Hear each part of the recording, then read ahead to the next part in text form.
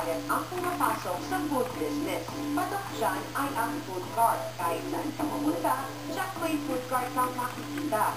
Tulad ni Darren Go na nahiganyo, pasukin ang ganitong negosyo. Taong 2001 nang mag-franchise siya ng The Original Jamaican Patty. Makita namin yung mga pila ng food carts. Marami talagang kumakain. Mga food carts kasi nag-specialize isang produkto, isang cart. Hindi na tulad dati ng karinderya sa Rizal. Siguro kaya naging successful.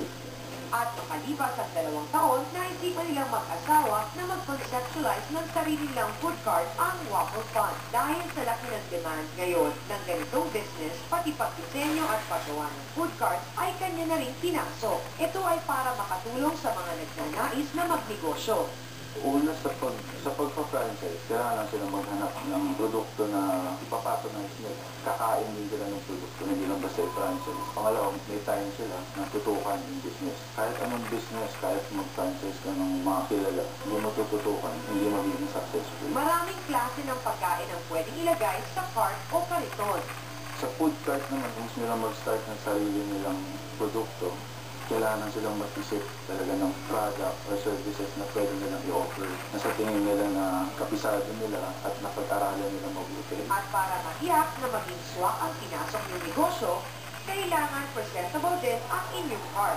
We not only provide yung cart, no? Yung magpapagawa, kinakausap namin yung tao, we invite them to our office, kausapin namin, consultation talaga na ano po ba yung pangangailangan nyo. Alamin natin kung ano yung gusto nyo gawing business, ano yung plano nyo. Saan na plano i-open, from there, tinatanong namin yung mga equipments nila, ano mga gagamitin.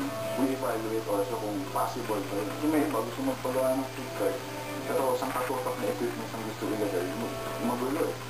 So, kailangan specialized lang.